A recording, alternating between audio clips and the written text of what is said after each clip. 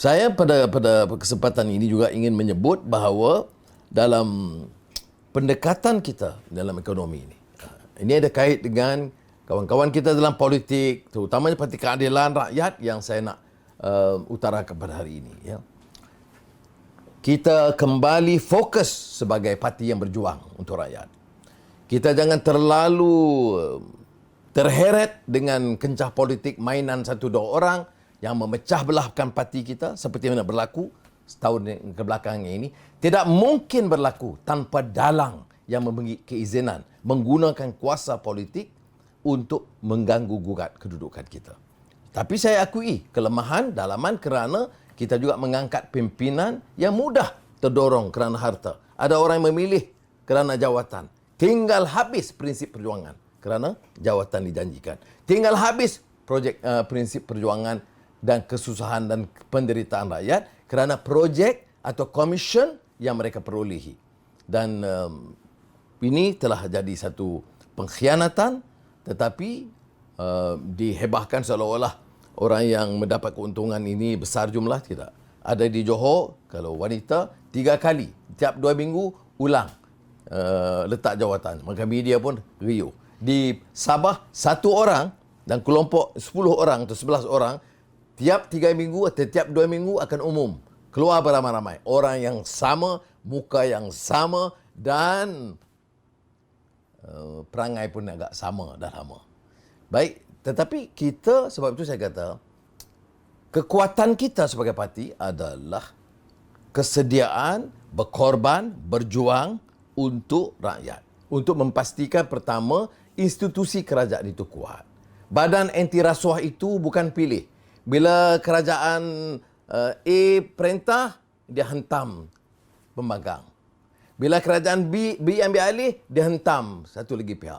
Jadi tidak ada kesungguhan untuk menunjukkan ada satu cara yang telus untuk mengambil tindakan berdasarkan kecelaruan atau penyalahgunaan kuasa atau keterlanjuran yang berlaku atau pemunggahan kekayaan. Kita tahu beberapa kes besar sebelum ini. Sebab itu, satu pengajaran bagi kita. Institut Badan Kehakiman, kebebasan media. Dan sekarang kita lihat, dan saya keluarkan kenyataan baru ini, betapa tekanan kepada wartawan dan pengusaha media, termasuk Malaysia Kini itu, nampaknya sudah agak terlanjur dengan cara kekerasan untuk menakutkan. Ini negara setelah 6 dekad lebih merdeka masih terikat dengan cara dan corak yang lama. Sebab itu saya katakan, kalau kita dalam Parti Keadilan dan dalam kerangka Pakatan Harapan, dan saya tegaskan kepada rakan-rakan saya dalam Pakatan Harapan, kalau mau kita bersama, mesti kekal kepada landasan dan kitab perjuangan. Kalau mau kita bersama dalam Pakatan, maka semangat yang ada dalam Pakatan Harapan itu jangan dirungkai. Jangan seolah-olah kita ini terdesak, terpaksa bergantung pada dahan yang rapuh yang kemudian akan menikam kita seperti mana telah berlaku sebelum ini. Ya. Letak jawatan ikut sesuka hati, tanpa rojokkan kepada siapa, kucak-kacir kita, langgar prinsip dan juga manifesto dan lain-lain. Oleh demikian, kalau kita mau mula, maka kita perkukuhkan Pakatan Harapan. DAP, amanah dan keadilan itu serangkai keluarga yang harus mantap dan kuat. Kita bersama dulu dengan satu agenda yang jelas. Berjuang puluhan tahun untuk pertahankan ini. Dan kalau kita mau umpamanya merebut kekuasaan kerana ini mandat rakyat, maka kita nak faham apa dia mandat rakyat pada tahun 2018. Kekal mandat rakyat pada 2018. Bukan soal calon Perdana Menteri sahaja, walaupun itu telah ditandatangani dan diakui. Tetapi yang lebih penting dari itu adalah mandat rakyat untuk pastikan negara ini kembali sebagai satu yang demokratik, yang adil, yang menjamin keselesaan kepada semua, terutama golongan yang miskin, terpinggir, pedalaman, Semenanjung, Sabah, Sarawak, tanpa mengira kaum.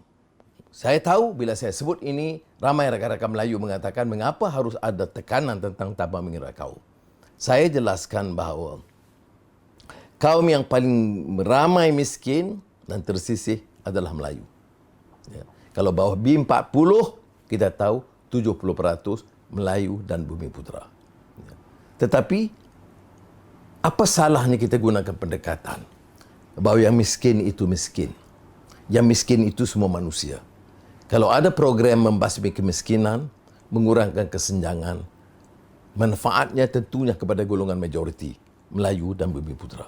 Tetapi tidak sedikit pun menunjuk sikap kita yang diskriminatif, hina kaum dan agama, kerana ini bertentangan dengan hati nurani kita sebagai manusia, dan saya sebagai seorang Islam tidak diizinkan untuk menindas mana-mana kelompok. Jadi kalau ada orang yang berfikiran tu lapuk, jumut, pikiran lama, kepopong lama, orang itu tidak boleh sama-sama dalam gerakan kita, dalam Pakatan Harapan. Dan kalau kita terus bersekongkol kerana hanya nak berpaut kepada kuasa, kita nampaknya telah meninggalkan prinsip dan landasan ini semata-mata kerana kita rasa tidak ada pilihan. Kita tidak akan hidup tanpa kuasa. Kita sudah hidup kuat berjuang tanpa kuasa. 2008 kita mulai Pakatan Rakyat ketika itu. 2013 kita menang dukungan 52% dukungan rakyat. Dan sebahagian daripada yang PH Plus itu adalah menentang kita pada ketika itu. Tetapi masih kita catat 52% dukungan rakyat.